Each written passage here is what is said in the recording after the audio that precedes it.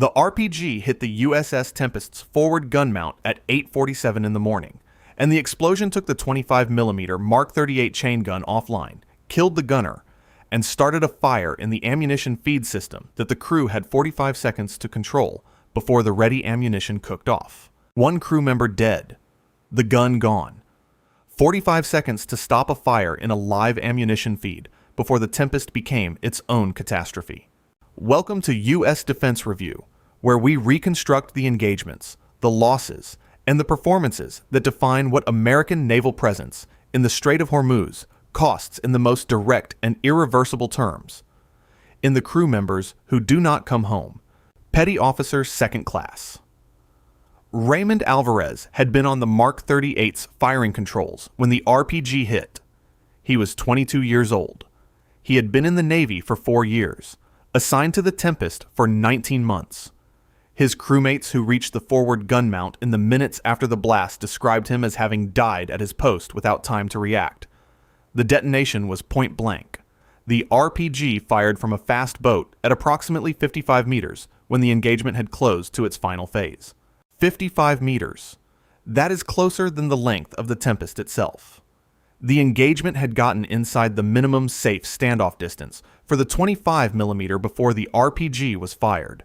This is the account of how it got there, what happened in the 45 seconds after, and what the response looked like from the air. The USS Tempest, Cyclone class, same class as the Sirocco and the Hurricane and the Typhoon that appear throughout this record, had been on a morning presence patrol in the eastern Strait of Hormuz when the 7 fast boats appeared at 0839 from behind a fishing dhow anchored 1.8 nautical miles to the northeast. The standard radar shadow staging. The standard high-speed converging approach. 7 boats, 40 knots, closing at approximately 700 meters per minute from a range of 1,800 meters when detected. 2.5 minutes from detection to contact range at that speed. 2.5 minutes for the Tempest's crew to execute the full warning sequence. Channel 16 transmission, flares, warning shots, and for the boats to either break off or continue into direct engagement range. The warning transmission went out at 8:39:44. No response from the boats. Flares at 8:40:11. No course change.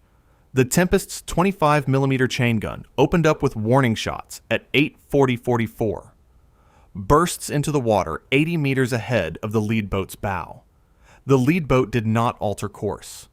The 25mm shifted to direct engagement at 08:41:00. Range to the lead boat at that moment, approximately 900 meters. At 40 knots, 900 meters takes 78 seconds. The 25mm engaged the lead boat's engine and hull. The first burst hit the bow section. The second burst hit the engine compartment. The lead boat slowed from 40 to 22 knots, damaged but not stopped. The remaining 6 boats split at 08:41:30. Standard YR GCN formation split under fire.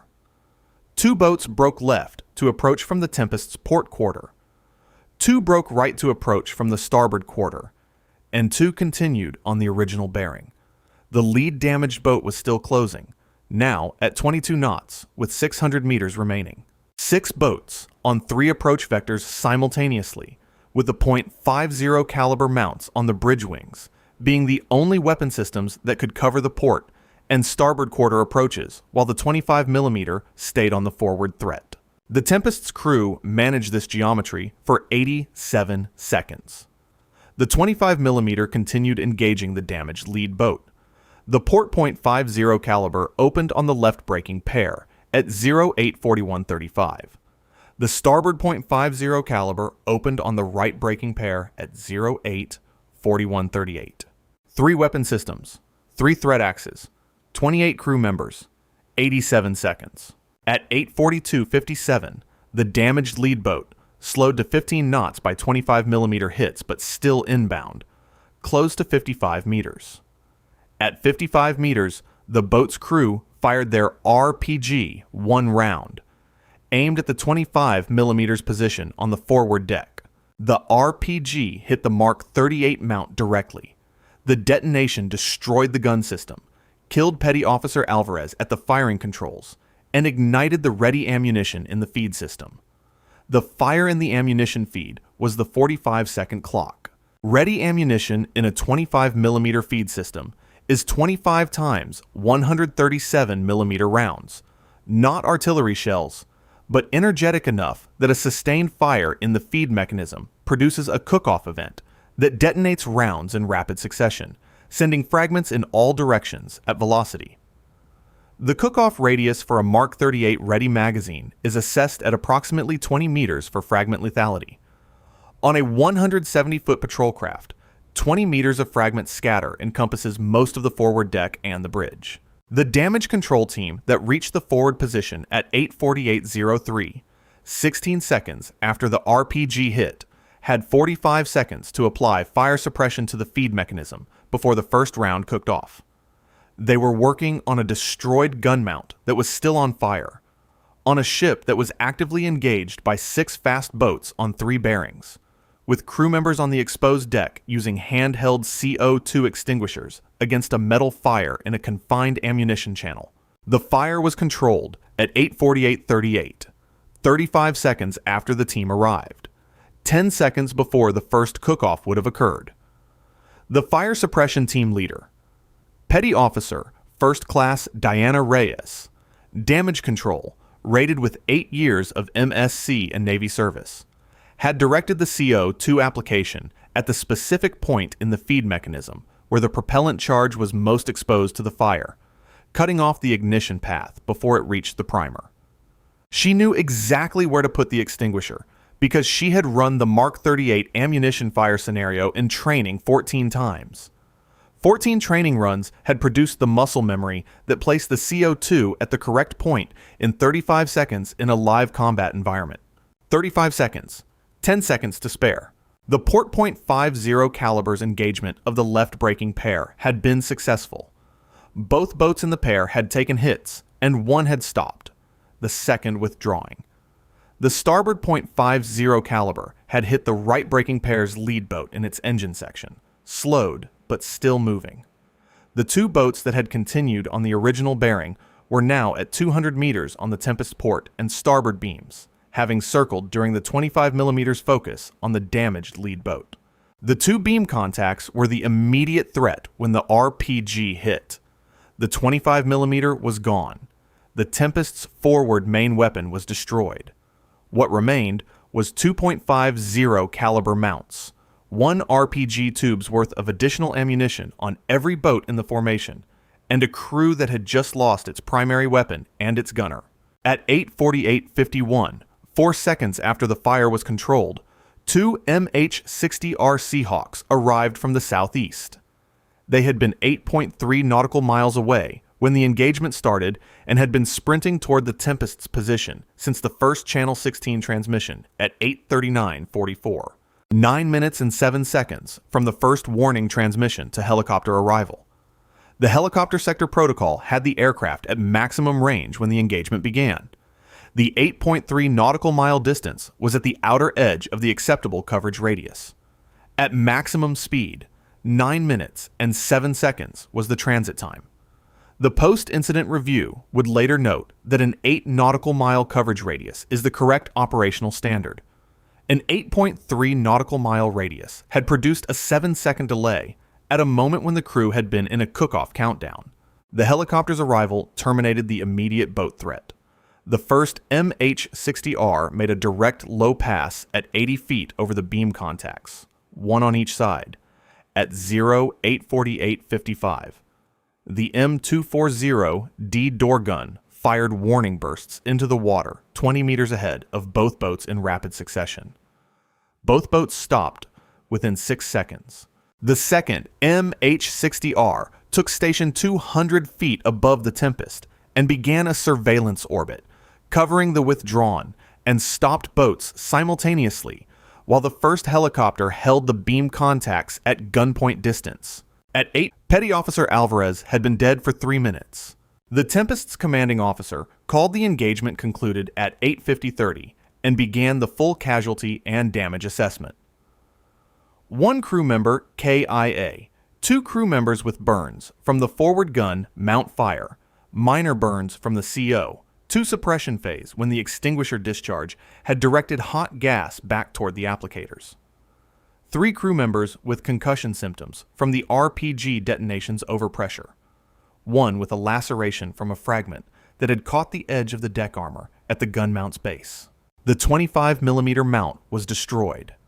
The deck plating beneath it was warped and scorched. The bridge windows facing forward had been cracked by the overpressure. The ship's propulsion and navigation systems were fully functional. The Tempest was mobile, communicating, and fighting with its remaining weapons. CENTCOM received the KIA report at 08:52. The engagement data, boat identification, bearing traces, the RPG employment was in the package. The authorization request for the responding naval helicopter force to engage any boat attempting to return toward the Tempest or to recover weapons from the disabled boats was processed and granted at 8:57. The MH-60Rs maintained surveillance and weapons-free authorization over the disabled boat formation until two Iranian Coast Guard vessels arrived at 10:22 to recover the crews. American forces did not interfere with the recovery, but maintained overhead observation throughout. The disabled boat's weapons, RPG tubes confirmed on at least 3 vessels, were photographed from the helicopter during the recovery period. The RPG employment, the decision to fire an anti-personnel weapon at a gun crew from 55 meters, was the tactical detail that separated this engagement from every previous fast boat engagement in the record. Previous IRGCN fast boat attacks had used deck-mounted machine guns, and, in the Typhoon incident, a heavy caliber weapon fired from a distance. The RPG introduced a new element, a handheld, man-portable, direct-fire weapon designed specifically to destroy armored vehicle systems and crew-served weapon mounts, employed at point-blank range against a patrol craft's primary weapon system. The tactical logic of the RPG employment was specific and narrow. At 55 meters, the RPG's accuracy against a fixed target, the Mark 38 mount on the Tempest's forward deck, was high. The warhead-shaped charge was optimized for defeating armor and destroying mechanical systems. The Mark 38 is not armored to RPG warhead standards. It is a naval gun mount, not a tank. A direct hit from an RPG-7 at 55 meters destroys the mount and kills the crew. That outcome is exactly what occurred. The tactical logic worked. The counter tactic is prevention of the 55-meter closure. The Tempest's 25mm had been engaging the lead boat from 900 meters. The boat had survived sustained 25mm engagement and closed to 55 meters at 15 knots. That survival, absorbing 25mm hits and continuing to close, is the same problem the Whidbey Island's ramming boat had presented. A hull accepting damage in pursuit of contact. The counter is the same counter that the Whidbey Island engagement had produced. Combined fire from multiple weapons simultaneously to increase the rate of structural damage and stop momentum before contact. The Tempest's 25mm had been the only weapon on the lead boat during its approach, because the port and starboard point .50 caliber were occupied with the split formation. The post-incident tactical recommendation: if a lead boat survives initial weapon engagement and continues closing inside 300 meters, a second weapon should be pulled off one of the flanking contacts and redirected to the lead. The lead boat at 300 meters closing is the priority threat. One of the flanking boats at 600 meters can be temporarily left to close while both weapons concentrate on stopping the lead. The priority hierarchy: lead boat stopped before hull contact outweighs a flanking boat approaching at a greater distance, was formalized in the post-incident tactical guidance and added to the Cyclone-class engagement rules for fast boat encounters.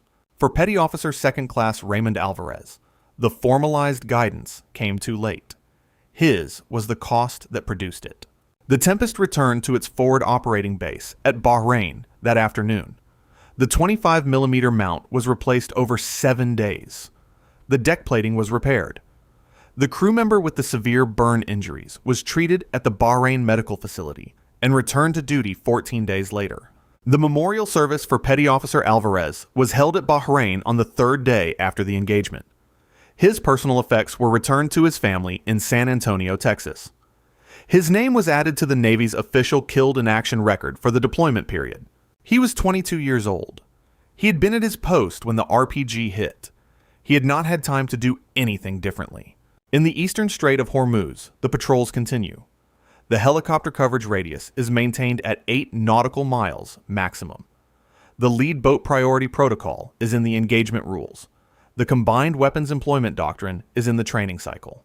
And the forward gun mount of the Tempest's replacement crew is manned by a sailor who knows the name of the person who was there before him. Let's examine what the RPG's employment at 55 meters reveals about the evolution of IRGCN, Close Quarters Engagement Doctrine. Because the choice to close a damaged boat to 55 meters and fire a man-portable weapon against a specific gun mount is a different tactical decision than anything the fast boat record had previously documented. The previous fast boat attacks in this deployment record had used deck-mounted weapons: 12.7mm heavy machine guns, 14.5mm heavy machine guns, the 23mm cannon that had punched holes through the Hurricane's hull. These weapons are crew-served systems integrated into the boat's platform.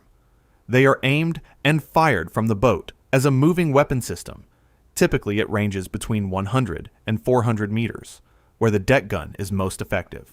An RPG-7 is an individual weapon. A single person carries it, aims it, fires it. It is not a boat system. It is a weapon that a person on the boat chose to use at a specific moment. The boat's role in an RPG attack is simply a vehicle to get the person with the RPG close enough to fire. That role distinction, boat as weapon platform versus boat as RPG delivery vehicle, changes the tactical analysis entirely. A boat as weapon platform is constrained by its deck gun's range and accuracy. A boat as RPG delivery vehicle is constrained only by the RPG's effective range, which at point blank is essentially the visual range of the shooter. An RPG-7 at 55 meters against a fixed target is as accurate as a rifle. The tactical decision to close to 55 meters, inside the 25mm optimal engagement range, inside the point where any defensive weapon on the Tempest could stop the boat before it was in lethal RPG range, was a decision to accept boat destruction in exchange for RPG shot placement. The lead boat absorbed 25mm hits from 900 meters to 55 meters. The crew knew the boat was being destroyed. They closed anyway. At 55 meters, someone stood up with an RPG and aimed it at the gun mount. That level of tactical commitment, absorbing weapon fire across 845 meters of closing distance to achieve a specific shot position, is the same commitment the Whidbey Island ramming boat had shown, and the same commitment the Typhoon's lead boat had shown when it continued closing after the 25mm hit its engine. The IRGCN Fast Boat Program has demonstrated repeatedly in this engagement record a willingness to accept boat loss and crew death to achieve a specific tactical objective. The Tempest engagement added a new objective to that list: targeted destruction of the opposing ship's primary weapon system. Kill the gun. Then the remaining boats have a ship with no main weapon and only .50 caliber, operating against a multi-boat formation that has not been destroyed. That was the tactical concept. Kill the Mark 38. Reduce the Tempest to .50 caliber defense. Finish the engagement with the remaining 6 boats. What the concept had not accounted for was the ammunition fire timeline, the 45-second window that the RPG's destruction of the mount created. If the ammunition cooked off, the forward deck would have been a fragment kill zone, the bridge potentially damaged, and the Tempest's maneuvering capability uncertain. A Cyclone-class patrol craft with a cooked-off Mark 38 ready magazine and significant forward deck damage is a different defensive problem for the 6 remaining boats than a Cyclone class with a destroyed mount but intact ship. Petty Officer First Class Reyes stopped the cook-off in 35 seconds. She went to the correct point in the feed mechanism with the CO2 extinguisher because 14 training runs had taught her exactly where the ignition path in a Mark 38 ammunition fire runs. The training had been general. It covered the fire scenario for all crew-served weapons. But she had run the Mark 38 specific variant more than any other, because the Tempest's primary weapon had been the system she was responsible for maintaining.